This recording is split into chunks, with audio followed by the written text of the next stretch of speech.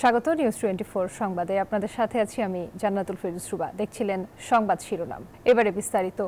হত্যা চেষ্টা মামলায় কারাগারে পাঠানো হলো পর্দার হাসিনা ওরফে নুসরাত ফারিয়াকে। গ্রেফতার ইস্যুতে ভিন্ন ভিন্ন মত দিয়েছেন সরকারের দুই উপদেষ্টা। সংস্কৃতি বিষয়ক উপদেষ্টা মোস্তফা সারোয়ার ফারুকী তার ফেসবুক পোস্টে এই ঘটনাকে বিব্রতকর বলেছেন। তদন্তের আগে ঢালাও গ্রেফতার সমর্থনযোগ্য নয় বলেও মন্তব্য তার। তবে ভিন্ন মত দিয়েছেন স্বরাষ্ট্র উপদেষ্টা। সচিবালয়ে তিনি জানান, সুনির্দিষ্ট মামলা থাকায় গ্রেফতার করা হয়েছে, আর সংস্কৃতি উপদেষ্টা যা বলেছেন এটা নিজস্ব বক্তব্য। বৈষম্য বিরোধী আন্দোলনে হত্যা চেষ্টা মামলায় রোববার বিমানবন্দর থেকে গ্রেফতার করা হয় অভিনেত্রী নুসরাত ফারিয়াকে। এ নিয়ে সামাজিক যোগাযোগ মাধ্যমে পক্ষে বিপক্ষে চলে নানা আলোচনা সমালোচনা। সেই আলোচনায় এবার যুক্ত হলেন সংস্কৃতি বিষয়ক মন্ত্রণালয়ের উপদেষ্টা মোস্তফা সরোয়ার ফারুকী। ফারুকী তার পোস্টে লিখেছেন, তিনি এই ইন্ডাস্ট্রিরই মানুষ ছিলেন, 2 দিন পর সেখানেই ফিরে যাবেন। নুসরাত ফারিয়ার গ্রেফতার বিব্রতকর একটা ঘটনা হয়ে থাকলো তাদের জন্য। ফারুকী বলেন, সরকারের কাজ জুলাইয়ের প্রকৃত অপরাধীদের বিচার করা। ঢালাও মামলার ক্ষেত্রে সরকারের পরিষ্কার অবস্থান, প্রাথমিক তদন্তে সংশ্লিষ্টতা না থাকলে কাউকে গ্রেফতার করা হবে না এবং সেই নীতি অনুসরণ করা হচ্ছিল। সংস্কৃতি উপদেষ্টা লিখেন, আওয়ামী লীগের সাবেক রাষ্ট্রপতি আব্দুল হামিদের বিদেশ গমনকে কেন্দ্র করে ক্ষোভের পর ওভার নার্ভাসনেস থেকেই হয়তোবা এইসব ঘটনা ঘটে থাকতে পারে। কয়েকদিন আগে ব্যারিস্টার আন্দালিব পার্থের স্ত্রীর সঙ্গেও এরকম একটা ঘটনা ঘটেছে। এইসব ঘটনা কোনোভাবেই সমর্থনযোগ্য না। এদিকে সচিবালয়ে আইন শৃঙ্খলা সংক্রান্ত বৈঠক শেষে স্বরাষ্ট্র উপদেষ্টা জাহাঙ্গীর আলম চৌধুরী বলেন, সুনির্দিষ্ট মামলা থাকায় অভিনেত্রী নুসরাত ফারিয়াকে গ্রেফতার করা হয়েছে। সংস্কৃতি উপদেষ্টা যা বলেছেন এটা একান্তই তার নিজের মত। ওনার এগেইনস্টে তো আমরা ইনভেস্টিগেশন তো শেষ হয় নাই, এখন তার নামে যদি কেস থাকে আপনি কি করবেন? আপনি তো আবার যদি ছেড়ে দিলে আবার আপনি কিন্তু বলবেন স্যার আপনি ছেড়ে দিচ্ছেন। আমি তো উনি যে কি করছে এটা আমি জানি না, ওইটা যার যার ব্যক্তিগত মত প্রকাশের স্বাধীনতা তো সবাই আছে। বিচারে নির্দোষ প্রমাণিত হলে তাকে ছেড়ে দেয়া হবে বলেও জানান স্বরাষ্ট্র উপদেষ্টা। কোনো একটা নিরীহ লোক যেন কোনো অবস্থায় শাস্তি ভোগ যেন না করে, এই ব্যবস্থা আমরা অবশ্যই নিব। নির্দোষ কোনো ব্যক্তির যেন ভোগান্তি না হয়, সরকার সে বিষয়ে সচেতন বলেও মন্তব্য করেন স্বরাষ্ট্র উপদেষ্টা। আপনারা ভালো থাকেন, আল্লাহ হাফেজ। মাসুদ সুমন, নিউজ 24, ঢাকা। বিএনপি নেতা ইশরাক হোসেনকে ঢাকা দক্ষিণ সিটি কর্পোরেশনের মেয়রের দায়িত্ব বুঝিয়ে দেওয়ার দাবিতে ব্লকেট কর্মসূচি পালন করছেন তার সমর্থকেরা। সকাল থেকেই নগর ভবনের সামনে ছোট ছোট মিছিল নিয়ে আসেন ইশরাকের সমর্থকেরা। তারা নগর ভবনের ফটকগুলো অবস্থান নেন। ইশরাক অভিযোগ করেন, ইশরাক হোসেনকে মেয়রের দায়িত্ব বুঝিয়ে দিতে টালবাহানা করছে সরকার, আর এতে নেতৃত্ব দিচ্ছেন উপদেষ্টা আসিফ মাহমুদ সজীব ভুঁইয়া। দাবি আদায় না হওয়া পর্যন্ত তারা আন্দোলন চালিয়ে যাবেন বলেও ঘোষণা দেন। বিএনপির কেন্দ্রীয় নেতা ও অবিভক্ত ঢাকা সিটি কর্পোরেশনের প্রয়াত মেয়র সাদেক হোসেন খোকার ছেলে ইশরাককে মেয়রের দায়িত্ব বুঝিয়ে দেওয়ার দাবিতে বুধবার থেকে কর্মসূচি পালন করছে তার সমর্থকেরা। নগর ভবন ও এর আশেপাশের এলাকায় ব্লকেট কর্মসূচি চলবে বেলা 3টা পর্যন্ত। ঘোষণার পর নির্বাচন কমিশন গ্যাজেট প্রকাশ করেছে। আমাদের মেয়র, জনতার মেয়র ইশরাককে যাতে তার শপথ গ্রহণ করিয়ে তার সিট দেওয়া হয়। আমরা আজকে থেকে মূলত চূড়ান্ত আন্দোলনের একটা পর্যায়ে চলে যাচ্ছি। এই আন্দোলন দিনে দিনে আরো ব্যাপক হবে। এ বিষয়ে বিস্তারিত জানাতে আমাদের সঙ্গে যুক্ত হচ্ছেন সহকর্মী জোবায়ের সানি। সানি, বেলা 3টা পর্যন্ত এই ব্লকেট কর্মসূচি চলার কথা রয়েছে। নগর ভবনের সামনে এখন কি পরিস্থিতি দেখছেন? আন্দোলনরতরা কি বলছেন?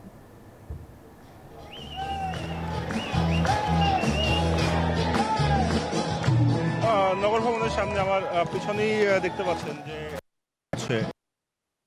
যারা ইশরাক হোসেনের সমর্থক রয়েছেন তারা কিন্তু ঠিক রাস্তার মাঝখানে বসে রয়েছেন, ঠিক নগর ভবনের যে প্রবেশ মুক্তি রয়েছে তার সামনে। এবং সকাল থেকে আমরা 9টা থেকে দেখেছি যে মিছিল নিয়ে তারা এখানে এসে উপস্থিত হয়েছেন এবং 5ম দিনের মতো তাদের যে আন্দোলন সেটি কিন্তু তারা চলছেন। তাদের দাবি 17ই মার্চ কোর্ট থেকে মেয়র নির্বাচিত করার জন্য, এবং গত 20 দিন আগে সেটি গেজেট আকারে প্রকাশ করে নির্বাচন কমিশন।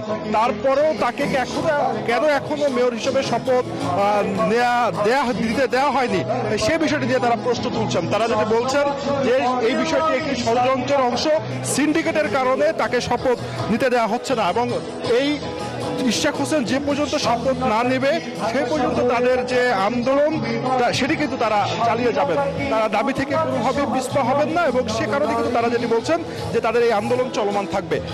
এখন যে প্রশ্নটি রয়েছে যে তারা যেটি প্রশ্ন করছেন যে আদালতের রায় থাকার পরেও নির্বাচন কমিশন থেকে গেজেট প্রকাশ হওয়ার পরেও কেন এখনো তাকে আসলে মেয়র হিসাবে শপথ নিতে দেওয়া হচ্ছে না।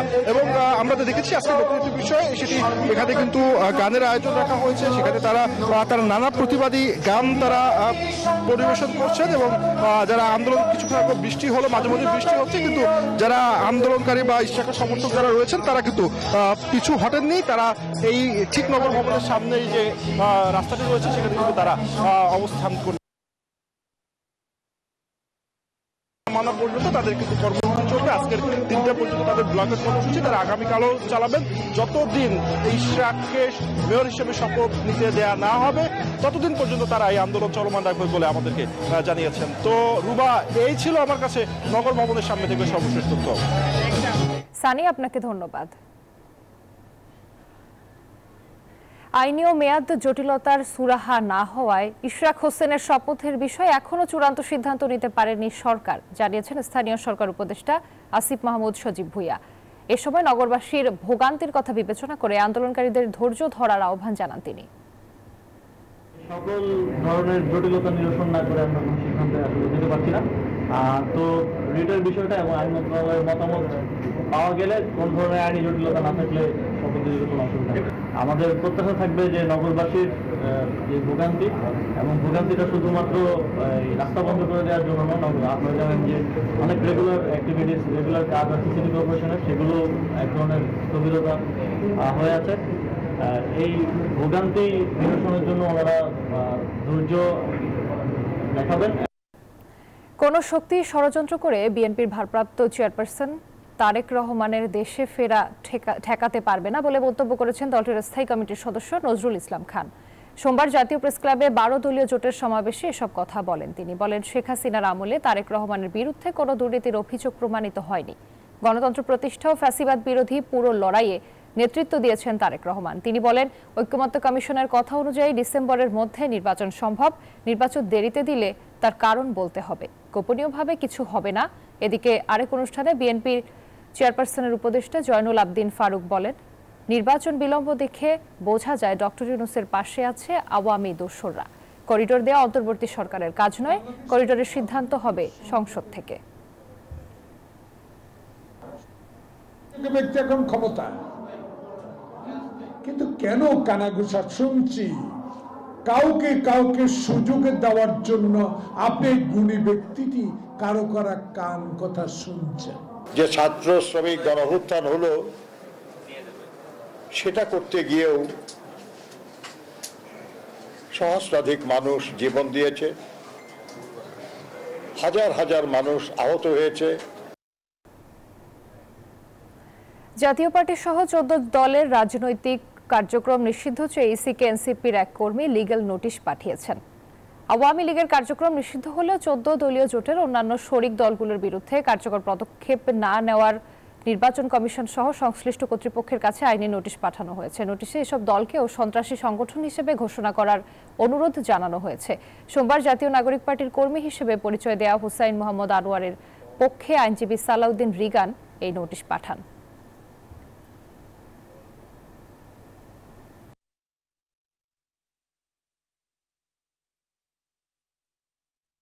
আওয়ামী লীগের সহযোগী হিসেবে বাকি দলগুলা তাদের দায়ভার অ্যাভয়েড করতে পারে না, এজন্য ওদেরকেও একই দায়ভার বহন করতে হবে। এই দলগুলার রাজনৈতিক কর্মকাণ্ড নিষিদ্ধ চেয়ে আমরা আইনি নোটিশ প্রেরণ করেছি এবং এদেরকে সন্ত্রাসী সংগঠন হিসেবে ঘোষণা দেওয়ার জন্য আমরা আইনি নোটিশে দাবি করেছি। আওয়ামীপন্থী 61 আইনজীবীর জামিন স্থগিতই থাকবে। সোমবার জুবাইর রহমান চৌধুরীর নেতৃত্বাধীন 3 বিচারপতির আপিল বিভাগ চেম্বার আদালতের দেয়া জামিন স্থগিতের আদেশ বহাল রেখে 2 সপ্তাহের মধ্যে হাইকোর্টকে রুল নিষ্পত্তির নির্দেশ দেন। এর আগে সরকার বিরোধী আন্দোলনের সময় আইনজীবীদের মারধর ও হত্যা চেষ্টার মামলায় 22 এপ্রিল আওয়ামীপন্থী 61 জন আইনজীবীকে জামিন দেন হাইকোর্ট। বৈষম্য বিরোধী আন্দোলনের সময় ঢাকা আইনজীবী সমিতির সদস্যদের উপর হামলা, আইনজীবীদের চেম্বার ভাঙচুর ও হত্যা চেষ্টার অভিযোগে আওয়ামীপন্থী 144 আইনজীবীর বিরুদ্ধে মামলা করা হয়। পরে 115 আইনজীবী উচ্চ আদালত থেকে 8 সপ্তাহের জামিন নেন। জামিনের মেয়াদ শেষ হলে গত 6 এপ্রিল 83 জন ঢাকা মহানগর আদালতে আত্মসমর্পণ করে জামিনের আবেদন করেন।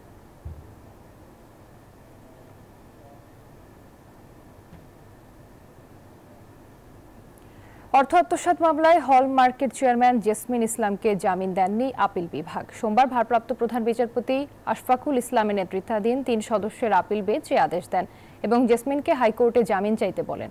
এর আগে 2019 সালের 16 জুন এই মামলায় জেসমিন ইসলামকে হাইকোর্টের দেয়া জামিন আদেশ বাতিল করে দিয়েছিল তৎকালীন প্রধান বিচারপতি সৈয়দ মাহমুদ হোসেনের নেতৃত্বাধীন আপিল বিভাগ। দেয়া হয় আত্মসমর্পণ করার নির্দেশ। এরপর থেকেই কারাগারেই আছেন জেসমিন ইসলাম। 2016 সালের 1 নভেম্বর জেসমিন ইসলাম সহ 16 জনের বিরুদ্ধে রাজধানীর মতিঝিল থানায় মামলা করেন দুদকের উপসহকারী পরিচালক জয়নাল আবেদিন। মামলায় আসামিদের বিরুদ্ধে 85 কোটির বেশি টাকা আত্মসাতের অভিযোগ আনা হয়।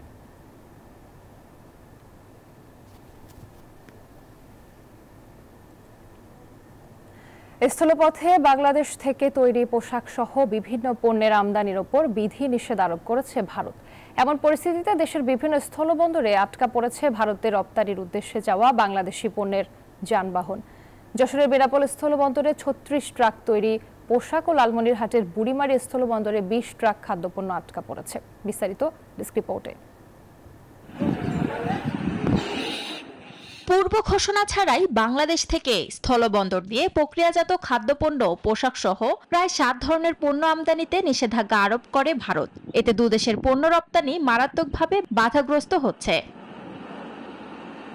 রোববার বেনাপোল বন্দরের রপ্তানি কার্যক্রমে অচলাবস্থার সৃষ্টি হয়েছে।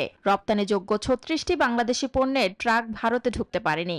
সকালে ট্রাকগুলো ভারতে প্রবেশের অনুমতি দেয়া হলেও পরে তা আটকে দেয়া হয়। সোমবার থেকে পুরোপুরি বন্ধ হয়ে গেছে নিষেধাজ্ঞাকৃত সকল পণ্য রপ্তানি। হঠাৎ করে আবার এই 4টে পণ্য বন্ধ হয়ে গিয়ে আমাদের পর খুব চাকরিজীবী যারা রয়েছে, আমরা কর্মজীবী লিভার এর শ্রমিক রয়েছে, এদের আমাদের খুব কষ্টকর হয়ে যাচ্ছে। দুদেশের আমদানি বাণিজ্যের পরিমাণ অনেক বেশি হওয়ায় ভারত সরকারকে বিষয়টি পূর্ণ বিবেচনা করার কথা বলছেন ব্যবসায়ীরা। বাংলাদেশি রপ্তানিকারকদের রপ্তানি খরচ ও সময় অনেক সাশ্রয় হয়, কিন্তু এই সমস্ত পণ্য যদি সমুদ্রপথে রপ্তানি হয় তাহলে খরচ অনেক বেশি হবে এবং সময়ও অনেক বেশি লাগবে। তাতে বাংলাদেশি রপ্তানিকারকরা আর্থিকভাবে অনেক ক্ষতিগ্রস্ত হবে। আমরা আশা করি ভারত এবং বাংলাদেশ দুটি প্রতিবেশী রাষ্ট্র, আমাদের দুই দেশের মধ্যে বাণিজ্যিক সম্পর্ক দীর্ঘদিন।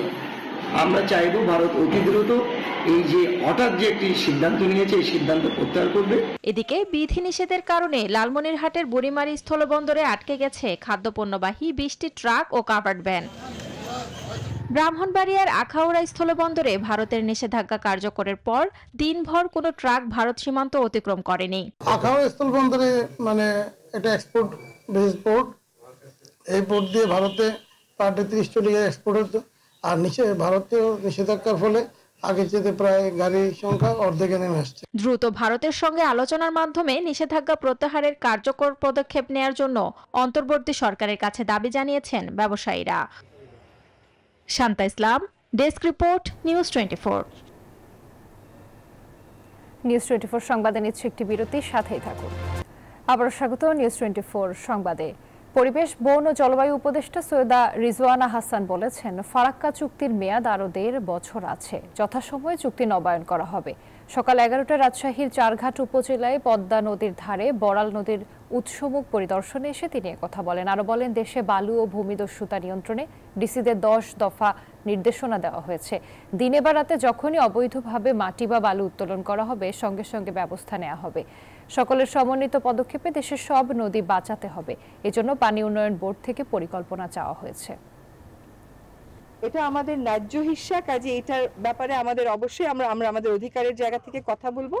আমরা সমস্ত কাগজপত্র সবকিছু তৈরি করাই হচ্ছে, নিয়মিত করা হবে, কিন্তু এই চুক্তিটা নবায়নের কথা এই মুহূর্তে তোলার কোনো প্রয়োজন নেই। আমরা মনে করি 1.5 বছর সময় আছে, তখন তোলা যাবে।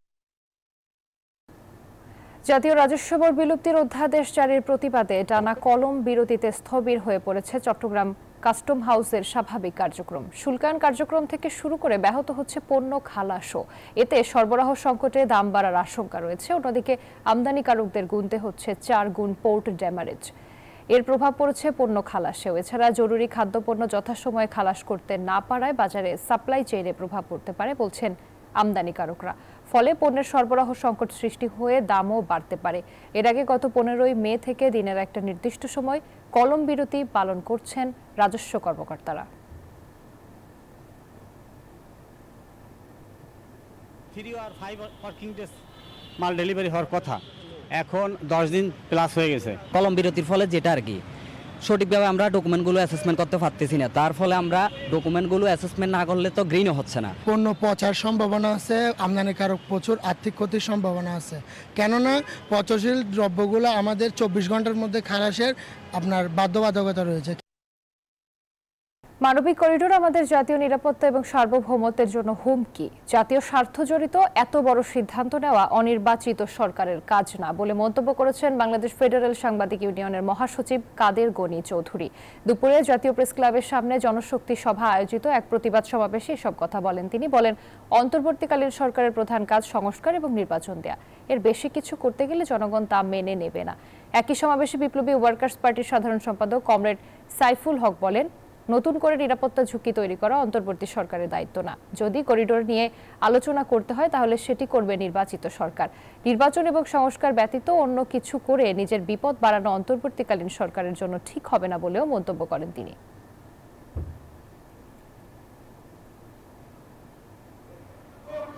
রাষ্ট্র সিদ্ধান্ত কোনো অনির্বাচিত সরকারের নেওয়ার কোনো সুযোগ নেই। এটা নিবে জনগণের ভোটে নির্বাচিত সরকার। কাজেই আমরা ইউনিট সরকারের প্রতি আমাদের আহ্বান থাকবে, নিজেদের সংবিধান মতো নিজেদের যে কাজ সেটাই করুন। রাজনৈতিক দল কোনো পক্ষের সাথে আলাপ আলোচনা না করে আপনি একের পর এক আপনি এমন উদ্যোগ গ্রহণ করছেন যেগুলো শুধু সার্বভৌমত্ব নিরাপত্তা প্রশ্নযুক্ত। সংবাদে নিচ্ছে আবার একটি বিরতি, সাথেই থাকুন। আবারও স্বাগত নিউজ 24 সংবাদে। গত শুক্রবার কক্সবাজার বিমানবন্দর ছেড়ে আসার সময় বাম পাশের ল্যান্ডিং গিয়ার খুলে পড়ে যায় বাংলাদেশ বিমানের -8 উড়োজাহাজের। সেই কমিটির প্রতিবেদনের আগেই উঠে এলো চাঞ্চল্যকর তথ্য। ঘটনার পেছনে ইঞ্জিনিয়ারিং বিভাগের গাফিলতি দেখছেন এভিয়েশন সংশ্লিষ্টরা। আর বিমান বাংলাদেশ কর্তৃপক্ষ বলছে বিয়ারিং ত্রুটির কারণে খুলে পড়ে যায় চাকা। বাকিটা জানাচ্ছেন মাসুদা লাবনী। শুক্রবার দুপুরে 71 যাত্রী নিয়ে বিমান বাংলাদেশ এয়ারলাইন্সের BG 436 ফ্লাইটটি উড্ডয়নের পর পেছনের বাঁ পাশের একটি চাকা খুলে পড়ে যায়। পরে ফ্লাইটটি ঢাকায় হযরত শাহজালাল আন্তর্জাতিক বিমানবন্দরে নিরাপদে জরুরি অবতরণ করে। এ ঘটনার পর প্রশ্ন উঠেছে বিমানের নিরাপত্তা ও মেইনটেনেন্স নিয়ে। তবে বিমানের এমন চাকা খুলে যাওয়ার ঘটনা নতুন নয়, বিভিন্ন দেশে এমন অন্তত 30টি ঘটনা আছে। ফ্লাইট শুরুর আগে নিয়ম অনুযায়ী উড়োজাহাজ ইন্সপেকশন করা হয়, যা রুটিন ওয়ার্ক। পাশাপাশি নিয়মিত রক্ষণাবেক্ষণ করতে হয় উড়োজাহাজের বিভিন্ন যন্ত্রপাতি।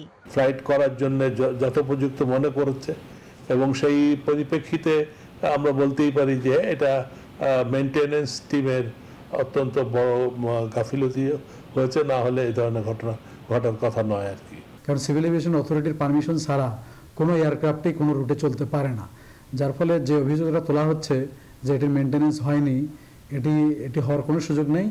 গণমাধ্যমে প্রকাশিত বিভিন্ন রিপোর্ট বলছে গত 1.5 বছর ধরে এই ফ্লাইটের ল্যান্ডিং গিয়ার রক্ষণাবেক্ষণ করা হয়নি, যে কারণে ল্যান্ডিং গিয়ারে থাকা গ্রিস শুকিয়ে যাওয়ায় উড়োজাহাজ উড্ডয়নের সময় খুলে পড়ে চাকা। বিমান বাংলাদেশের বিভিন্ন সূত্র থেকে জানা গেছে ম্যানুফ্যাকচারার কোম্পানির নির্দেশনা অনুযায়ী ল্যান্ডিং গিয়ার মেইনটেনেন্স করার কথা নিয়মিত, কিন্তু সেটি করা হয়নি।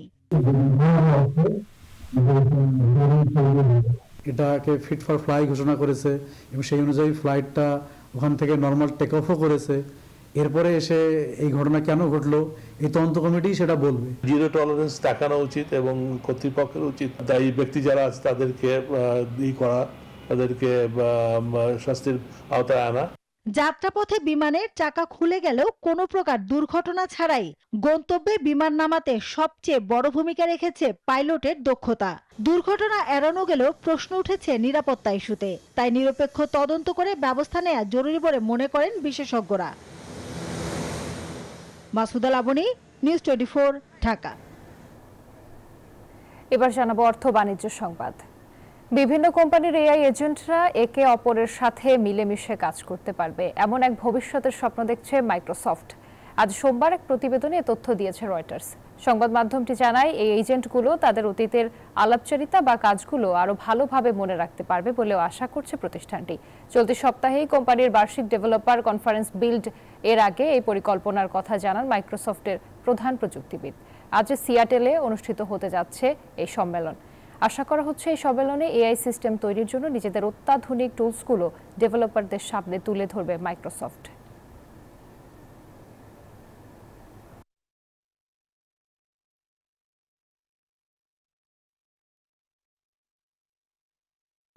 আর এই ছিল নিউজ 24 সংবাদে। এতক্ষণ সাথে থাকার জন্য ধন্যবাদ।